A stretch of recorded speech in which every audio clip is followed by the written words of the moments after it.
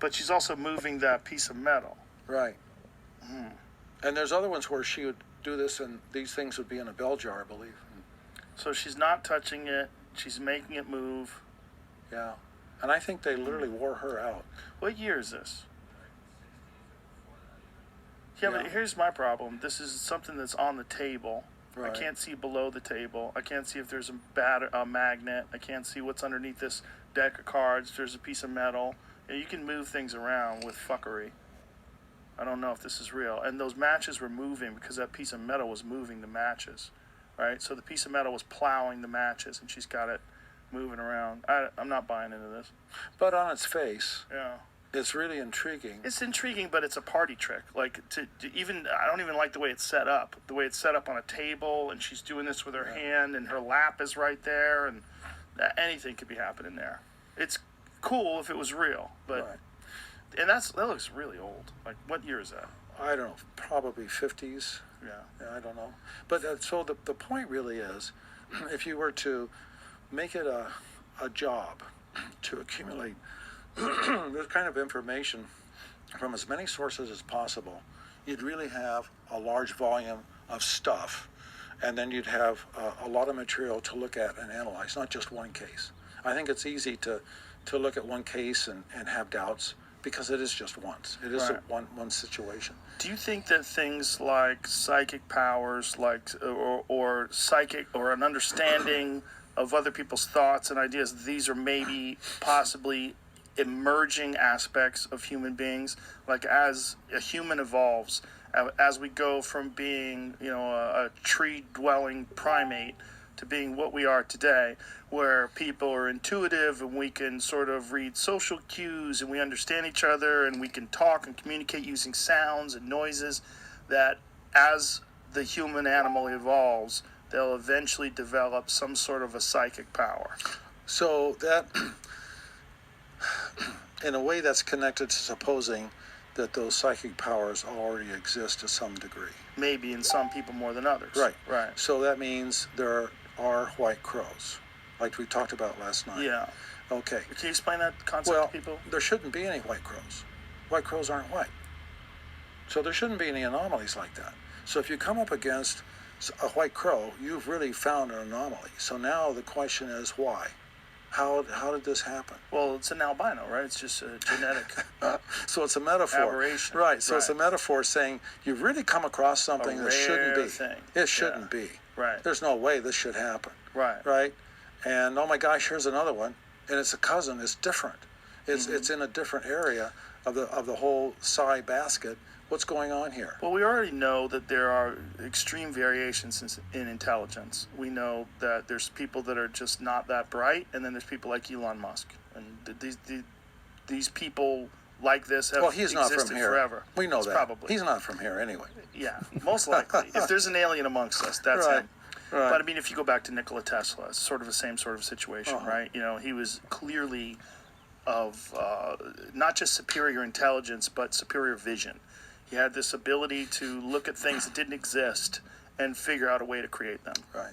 And that's a very unique thing. And what is causing that? What firing of neurons, what personal experiences combined with education, combined with innate creativity, makes a person create something. But that's not as paranormal. No, it's not. But it's a different aspect of being a human being. Now, we all know that some people are more intuitive than others. Some people are more sensitive than others. Some people are better at understanding. Some people are really good at picking out liars. Some people are really good at picking out talent. They understand people better, right?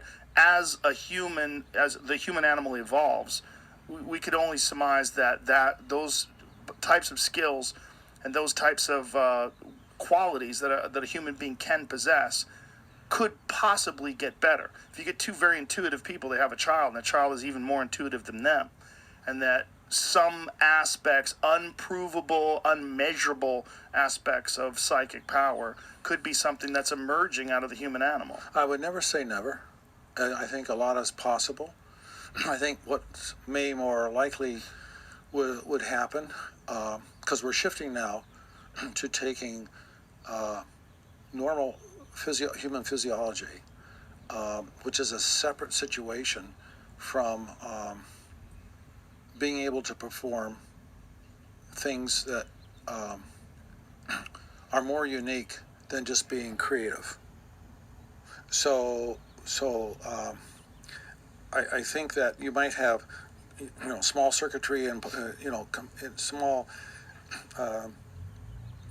things that are added to the human brain to enhance its capabilities. Like Neuralink. Yeah, and that's much more likely in terms of human evolution than that that future generations are going to become enormously psychic and enormously cause and effect using consciousness. So whether it's clairvoyance or telepathy or psychometry, macro PK, remote viewing, the whole basket, those are all real, and they have all world-class performers in every one of those things. Remote viewing is a great example of this because we know for 20 years the CIA and the Army had programs in this, and so did the Russians. Right. And we And it talked worked. about remote viewing last night too. Yeah. That I'd done an experiment on a show that I had, and it wasn't effective at all. But that could have been that the person that was doing the remote viewing was a fraud. And that maybe there are people that do have that ability. Now, has it ever been clearly demonstrated that someone can do that?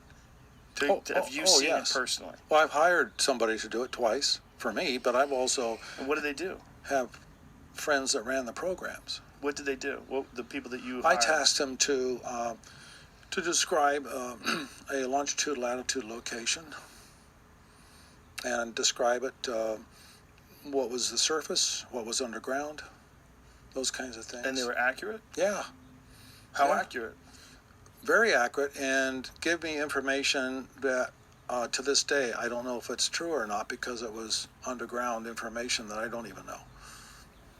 But it just came as a here's a bonus. I'll tell you what's underneath. So the government had these programs, these secret programs that they were studying remote viewing, but their official conclusion was that it was horseshit, right? Oh no! Wasn't it? Oh gosh, no! Not the public. No, that was never concluded in that way. What did they say absolutely publicly about remote viewing? Did they ever say it's 100% effective and real? I think there would probably be at a point in time it was classified for a long time. Mm-hmm. Okay, and then it became more public eventually as the program aged and so forth, as things usually do. To be 100%, you could acquire by having more than one viewer have the same target. You increases the likelihood of the accuracy of the information. 100% is a lot to ask for because you're getting a drawing at the same time you're getting conversation, and sometimes the drawings revealed more than the conversations did. So the remote viewer would also be in a position as an experiencer. So if his or her target was at a certain location and the person was eating an orange, for example, a remote viewer could almost taste it, could almost hear the gravel that the person was walking on, feel it under their shoes that they're walking. Now, what was the methodology? How would they go about doing this? So first of all, the aspect of this is though you're over the person's head that you're. So we have to go back and say there are different kinds of remote viewing, first of all. So I'm just taking one type where maybe your target is a person, and the person is at a location, and maybe the location is a wharf, a boat dock. There are a lot of boats. And maybe there are gravel pathways getting there. Maybe they're having a fruit in their hands, an orange, apple, whatever. And so the remote viewer is back above the head, kind of like an out-of-body experience is the way that those are reported. And you're watching yourself going down, and we can talk about that later, going down a hallway, but you're above yourself. Same way with remote viewing sometimes. They would be in that kind of a position. And so did you describe everything in your drawing? Maybe not. Well, then you didn't get 100%, did you? But you were spot on as to where they were.